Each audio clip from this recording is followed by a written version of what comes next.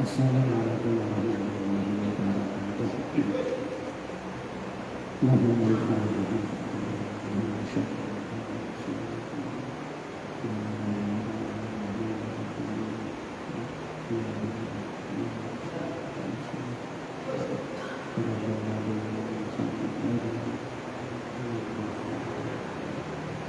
Bismillahirrahmanirrahim. Subhanaka la ilaha illa anta.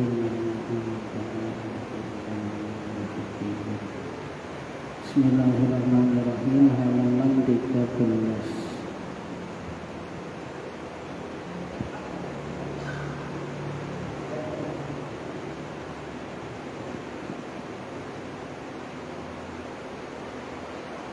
Halaman 13. Waman jahila al-fatihah. Garis nomor 2 dari bawah. Bismillahirrahmanirrahim. Wa man jahilal fatihata, barang siapa yang bodoh akan surat Al-Fatihah, wa ta'adarat alaihi, dan dia kesulitan mendapatkan surat Al-Fatihah, li'adami mu'allimin masalan, misalnya dikarenakan tidak adanya orang yang mengajari, wa ahsana ghairoha, dan dia bisa melakukan kebaikan pada selainnya surat Al-Fatihah, minal Qur'ani, dari Al-Quran, wajaba alaihi sab'u ayatin mutawaliyatun, maka wajib baginya membaca 7 ayat yang berurutan, iwadon anil fatihati, sebagai ganti dari surat Al-Fatihah. Kemarin sampai situ, jadi pada pembahasan rukun sholat yang keempat, yaitu membaca surah Al-Fatihah. Barang siapa yang tidak bisa membaca surah Al-Fatihah, maka dia harus menggantinya dengan 7 ayat dari Al-Quran, yang 7 ayat itu berurutan. Yang pertama ini undang-undangnya adalah gantinya adalah 7 ayat yang berurutan, dan ayat itu dari Al-Quran. Misalnya surat Yasin ayat 1 sampai 7. Misalnya surat Yasin ayat 30 sampai 37. Ini jumlahnya sama dan berurutan. Au mutafarriqatin, atau 7 ayat yang terpisah-pisah. Kalau dia tidak bisa mendatangkan 7 ayat yang berurutan, dia mendatangkan 7 ayat yang terpisah-pisah.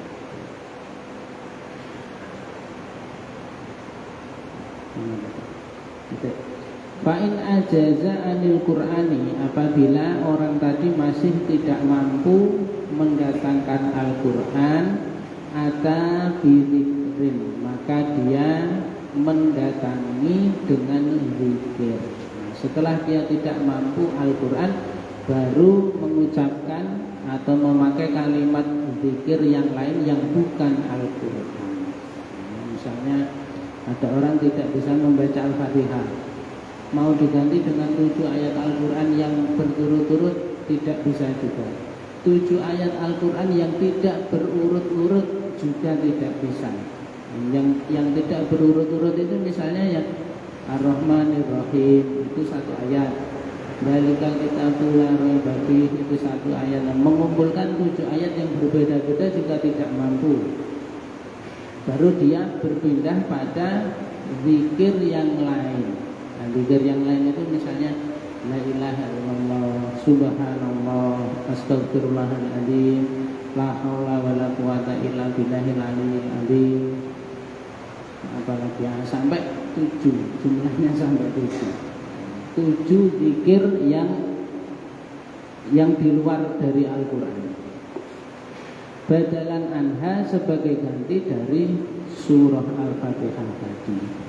Bihaitsu la yanqusu an hurufiha, sekira jumlah huruf-huruf zikir yang 7 macam tadi jumlah hurufnya ini tidak kurang dari jumlah hurufnya surah Al-Fatihah. Ya ini tidak harus pasti, sekira begitu. Jadi kalau sekira ya tidak harus sejumlah benar-benar pas dengan hitungan huruf-hurufnya surat Al-Fatihah ya. Pokoknya sekira, kira-kira hurufnya ini sama dengan 7 ayat dari surat Al-Fatihah. Fa'in lam yuhsin Qur'anan, apabila seseorang tidak bisa berbuat baik pada Al-Quran, tidak bisa membagusi Al-Quran, wala dzikron, dan juga tidak bisa membaca zikir, waqafa, maka dia berdiri qadrul Fatihati, sekira orang membaca surah Al-Fatihah. Kalau surat Al-Fatihah tidak bisa, ayat Quran tidak bisa, zikir juga tidak bisa, berdiri diam saja sekira selama ada orang membaca surah Al-Fatihah. Ya berdiri kira-kira 1 menit. Wa fi ba'dil musafi, dan di dalam sebagian redaksi kitab fikih yang lain, wa qira'atul Fatihati ba'da bismillahirrahmanirrahim, ada redaksi yang berbunyi wa qira'atul Fatihati ba'da bismillahirrahmanirrahim. Kalau di kitab lain ada kalimat seperti ini, membaca surah Al-Fatihah setelah membaca bismillahirrahmanirrahim. Wahia ayatun minha. Nah, bismillah ini termasuk ayat dari suratul Fatihah. Jadi kalau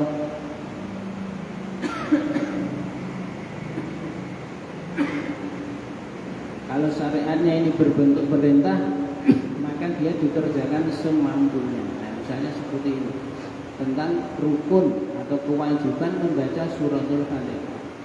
Membaca suratul Fatihah tidak mampu, pindah ayat yang lain tidak mampu, pindah zikir yang lain tidak mampu, ya sudah berdiri semampunya, berdiri selama orang membaca suratul Fatihah. Jadi tidak langsung gugur begitu saja. Jadi terus berpindah ke yang lebih ringan, yang intinya itu tetap dikerjakan. Nah, itu tetap dikerjakan. Nah, itu sesuai dengan sabda Nabi, kalau aku merintah kalian melakukan sesuatu, lakukan semampumu. Kalau aku melarang kalian melakukan sesuatu, jauhi secara totalitas. Kalau ibadahnya ini berbentuk perintah, ini boleh dikerjakan semampunya. Kalau ibadahnya ini berbentuk larangan, ya sudah larangan ya larangan. Tidak boleh minum khamr, ya tidak boleh sama sekali. 1 cingkir, 1 gelas, 1 botol hukumnya sama. Nah, aku tidak bisa meninggalkan itu sehari harus minum seenggak-enggaknya 1 gelas, ya tidak bisa. Kalau tidak boleh ya tidak boleh sama sekali. Okay. Wal qamisu, adapun rukun yang kelima, ruku'u itu ruku'. Wa aqallu fardhihi, adapun lebih sedikit-sedikitnya kefarduannya ruku', liko imin, bagi orang yang berdiri, qadirin yang mampu ala ruku'i, atas ruku', muqtadilil hilqati, yang dia bentuk penciptaannya itu sedang, salimi yadaihi, selamat kedua tangannya, warukbataihi, dan kedua lututnya. Kalau ada orang yang seperti ini, badannya itu proporsional, tidak terlalu tinggi, tidak terlalu pendek, mampu melakukan ruku, kedua tangannya juga sempurna, tidak terlalu panjang, tidak terlalu pendek, kedua lututnya juga sempurna, bukan orang yang cacat. Yaitu bentuk ruku itu adalah ayam haniyah, yaitu sekira dia, apa ini bahasa Indonesia? Ya sekira dia begini, merkungkung, kalau bahasa Jawa, apa merkungkung? Bighairi infinasid, tanpa. Nah ini juga tidak ada kalimat bahasa Indonesia tanpa. Kalau orang Jawa itu begek. Yang haniyah itu merkungkung, bighairi infinasin tanpa degek. Jadi merkungkung itu begini itu merkungkung. Nah kalau degek, jadi kalau ada orang tua itu biasanya kalau tidak bungkuk itu degek. Ini kalau orang Jawa ya. Kalau bungkuk itu orangnya condong ke depan, kalau degek orangnya condong ke belakang. Nah, itu ini bahasa Jawa. Bahasa Indonesianya apa? Jadi dia melakukan badannya itu dicondongkan ke depan tanpa begini. Kalau bungkuk itu begini, kalau degek itu begini. Nah sekarang orangnya itu rukuk begini, tapi posisi punggungnya itu tidak ditekuk ke dalam. Ya begini. Nah, ya seperti rukuk yang setiap hari kita praktekkan itu. Dia melakukan seperti itu. Qadra bulughi rohataihi rukbataihi, dengan kira-kira sampainya kedua telapak tangannya pada kedua lututnya. Jadi ketika dia tadi berdiri lurus terus dia yang haniya, lah yang haniyanya itu sampai seberapa? Sampai sekira kedua telapak tangannya itu mampu memegang kedua lututnya. Nah, itu minimal rukuk seperti itu standarnya. Titik. Walau arada wadu'ahuma alaihima, walau arada wadu'ahuma alaihima, seumpama orang tadi menginginkan meletakkan kedua telapak tangannya pada kedua lututnya. Ini berdiri terus seret. Nah, seretnya ini berhenti sampai sekira kedua telapak tangannya itu sudah memegang kedua lututnya. Itu batas minimal.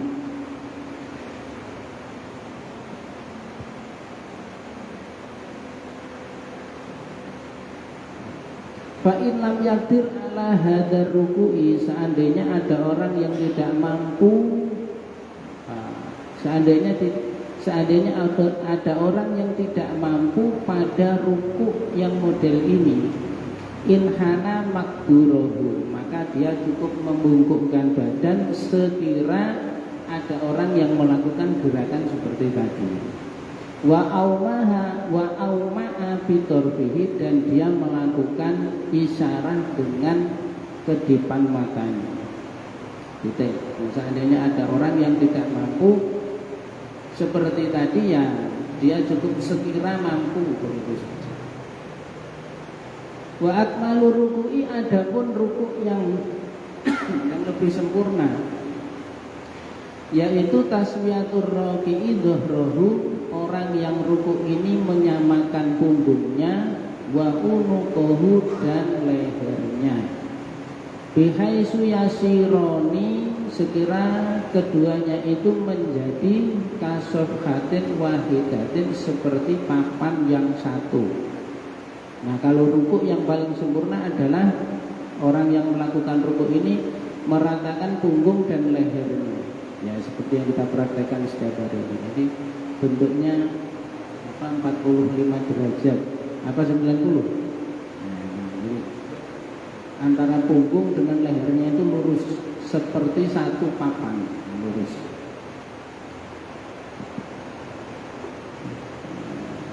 Wa nasoba saqaihi, kemudian dia menegakkan kedua betisnya. Wa akhadha rukbataihi biyadaihi, dan dia mengambil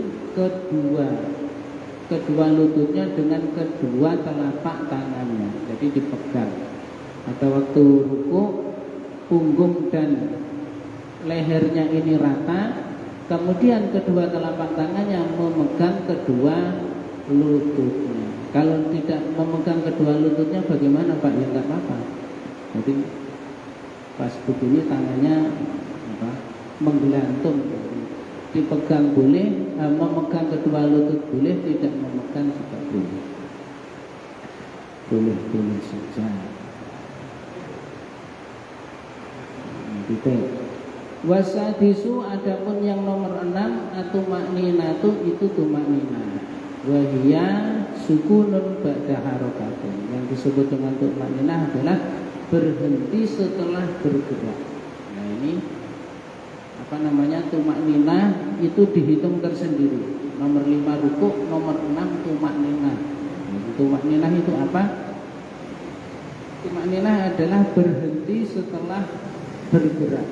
Ini tadi berdiri terus ayam hania tadi seret, terus berhenti tek. Lah ini namanya tumakninah. Selama orang membaca kalimat subhanallah. Nah ini tidak dijelaskan qadra subhanallah begitu, tidak ada kalau di Fathul Qorib. Kalau yang di Safinah kemarin kan ada. Jadi tumakninah itu selama apa? 5 menit, apa 10 menit atau berapa? Yaitu sekira orang membaca kalimat subhanallah. Fihi ay ar-ruku'i. Tumakninah maksudnya tumakninah di dalam ruku'. Wal musannifu yaj'alu tumakninata fil arkani ruknan mustaqillan. Adapun Kiai Musannaf menjadikan tumakninah di dalam rukun-rukun sebagai rukun yang tersendiri. Dalam prakteknya sama antara ulama yang menghitung tumakninah sebagai rukun tersendiri dengan yang tidak, itu sama saja. Jadi kalau yang Fathul Qorib ini nomor 4 rukuk, nomor 5 tumakninah. Nah yang bukan Fathul Qorib nomor 4 rukuk besertaan tumakninah. Ini prakteknya sama. Prakteknya sama.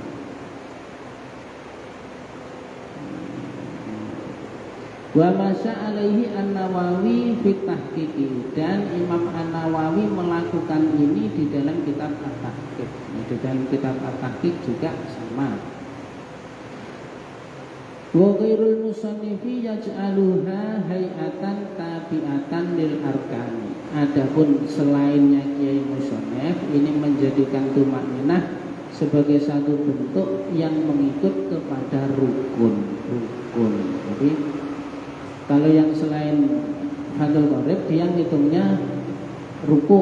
Nah, di dalam ruku itu sudah otomatis ada tumakninahnya. Nah, jadi cara menghitung jumlah rukunya beda, tetapi dalam prakteknya ini sama. Nanti yang berbeda ini berapa lamanya tumakninah. Nah ini berapa lamanya tumakninah. Membaca subhanallah. Dan membaca subhanallahnya itu seperti apa? Subhanallah apa subhanallah. Nah, namanya orang membaca kan? Ada yang membaca cepat subhanallah, ada yang membaca sedang subhanallah. Nah, yang mana? Nah, yang berbeda nanti di situ.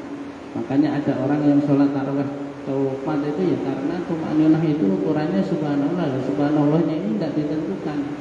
Mau 1 detik, mau 3 detik, tidak ada patokannya.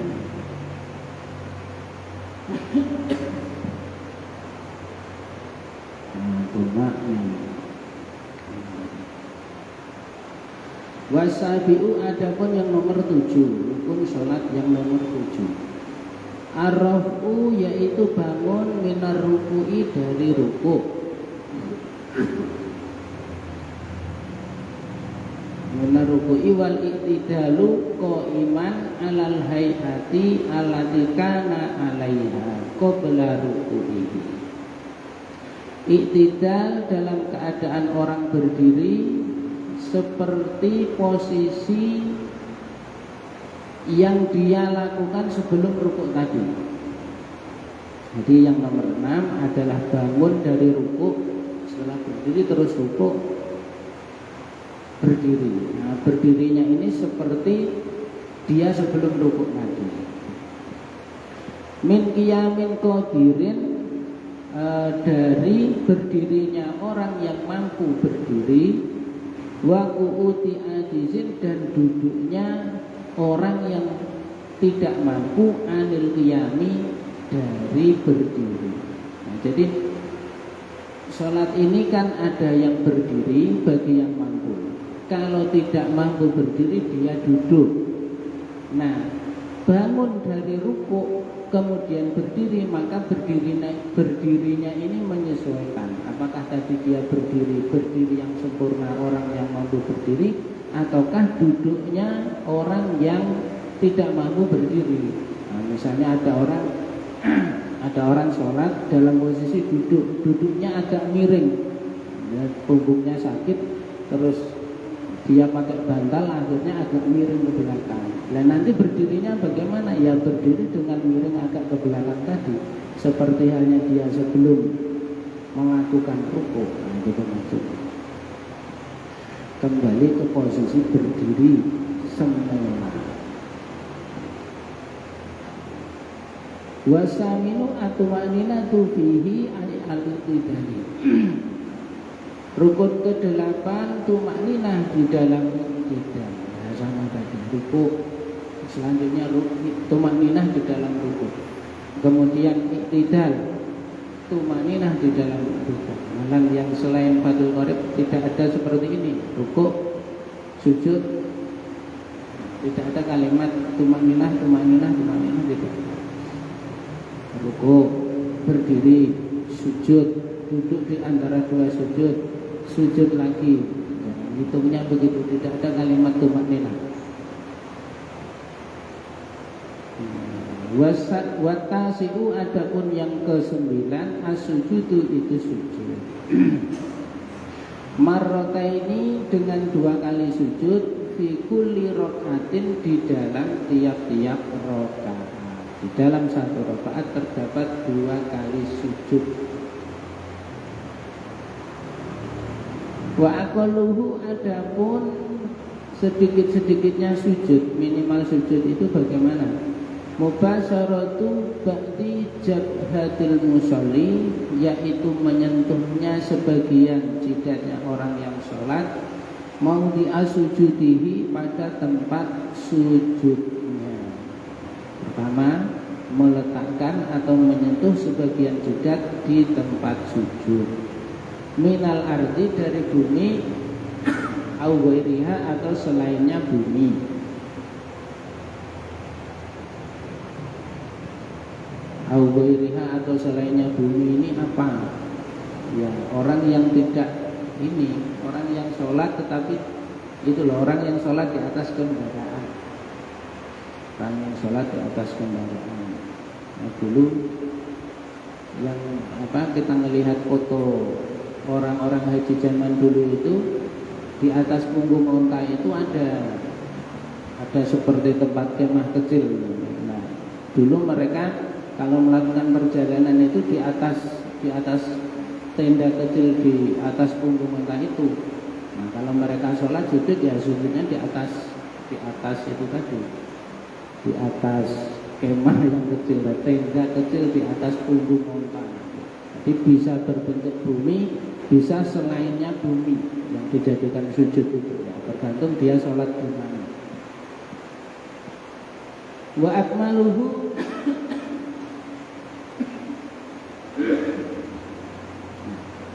adapun lebih sempurnanya sujud yang sempurna itu seperti apa? Ayu kabiro lihu sujudi, yaitu dia melakukan takbir untuk turunnya orang yang sholat tadi li sujudi, untuk sujud. Dia melakukan takbir, jadi turun, kan dia tadi berdiri. Nah, sujud itu yang sempurna bagaimana? Dia takbir untuk turun, Allahu Akbar gitu, turun gitu sambil baca takbir. Bila raf'iyadaihi, tanpa mengangkat kedua tangannya. Nah, tanpa mengangkat kedua tangannya. Jadi kalau mau sujud tidak usah mengangkat kedua tangan. Kalau mengangkat kedua tangan bagaimana Pak? Sholatnya batal apa tidak? Batal apa tidak? Sholatnya. Orang mau sujud tidak usah mengangkat kedua tangan. Nah, sekarang ada orang sholat pas mau sujud itu mengangkat kedua tangan. Allahu Akbar, sujud, mengangkat kedua tangan. Batal apa tidak? Tidak batal. Kenapa? Karena gerakan mengangkat kedua tangan itu tidak termasuk rukun. Yang batal itu sengaja menambah rukun pekerjaan. Kalau sengaja menambah rukun ucapan tidak batal. Misalnya membaca surat Al-Fatihah 2 kali, batal tidak, karena membaca surat Al-Fatihah ini rukun qauli. Yang batal adalah menambah rukun fi'li. Nah, menambah rukun fi'li itu misalnya apa? Misalnya sholat Isya 4 rakaat menjadi 5 rakaat, nah, itu batal. Misalnya sujud itu 2 kali, dia sujud 3 kali, nah, itu batal. Menambah rukun yang pekerjaan. Nah, mengangkat kedua tangan ini tidak termasuk rukun pekerjaan, dia kan sunnah. Nah, kalau kita melakukan kesunahan bukan pada tempatnya, nah, tidak sampai membatalkan sholat. Misalnya ini, mengangkat kedua tangan pas mau sujud, itu tidak ada kesunahan. Kalau dilakukan enggak apa-apa. Bila rafiyah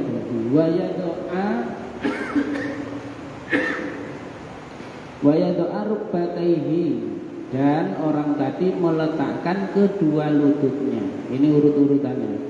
Summa yadaihi, kemudian kedua tangannya. Summa jabhatahu, kemudian jidatnya. Wa anfahu, dan hidungnya. Ini urut-urutan sujud yang sempurna seperti ini. Turun membaca takbir, yang pertama diletakkan adalah kedua lutut, kemudian kedua tangan, kemudian jidat, kemudian hidung. Nah, kalau dibalik hancur orangnya ya. Sujud yang diletakkan pertama hidungnya, hancur itu. Jadi kedua lutut, kemudian tangan, kemudian jidat, kemudian hidung. Ini yang sempurna seperti ini. Enggak seperti ini ya enggak apa-apa, hidung dulu, enggak apa-apa. Nah, satu lagi. Wal asiru, adapun yang ke-10, rukun salat yang nomor 10, atumakninatu fihi ay asujud, itu makninah di dalam sujud. Tumakninahnya bagaimana? Bihaisu yanalu maudhi asujudihi, sekira seseorang mendapatkan tempat sujudnya sakola roksihi, pada berat kepalanya. Walayakfi insa suroksihi, dan tidaklah cukup hanya dengan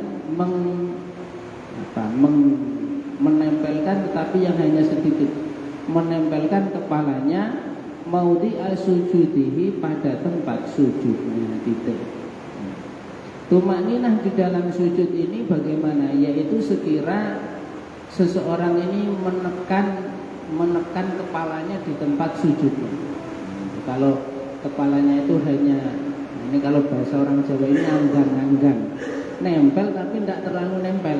Jidatnya itu nempel di tempat sujud tetapi tidak nekan, anggang-anggang kalau orang Jawa. Itu belum tumakninah, nanti belum sah, sujudnya belum sah. Jadi berat kepalanya itu sampai menekan tempat sujudnya. Bal yatahamalu, akan tetapi seseorang harus sampai itu tadi, menekan.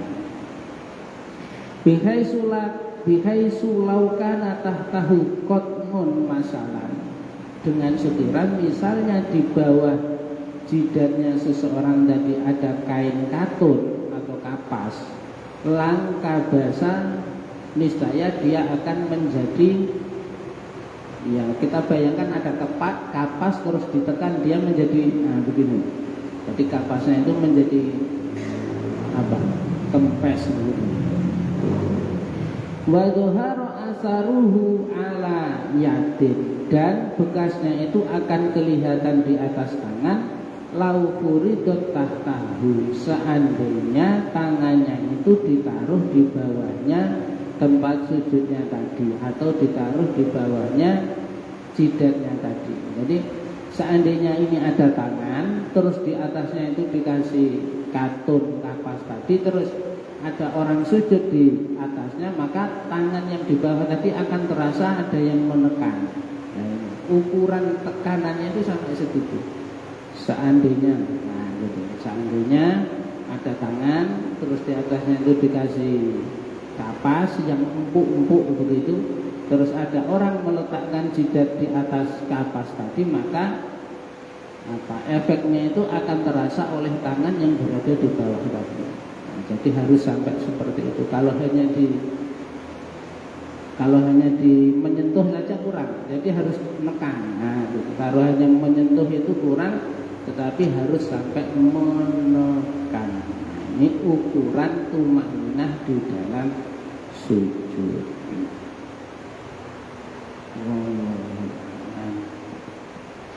Maulaya sholli wa sallim daiman abada ala habibika khairi khalqi kullihim. Maulaya sholli wa sallim daiman abada ala habibika khairi khalqi kullihim.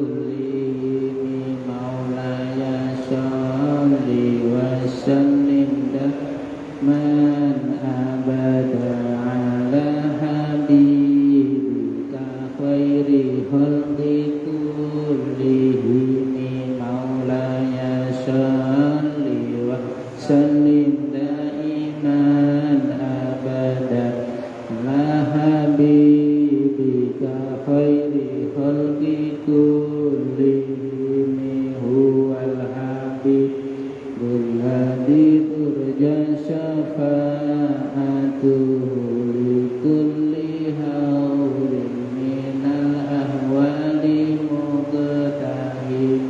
Ya Rabbi bil Mustafa badil maqasidana firlana mamadoya wasi'al karami. Sallallahu Rabbuna ala nuril mubin Ahmad Mustafa Sayyidil Sadin wa ala alihi wa sahbihi ajma'in. Allahumma barik. Wassalamualaikum warahmatullahi wabarakatuh.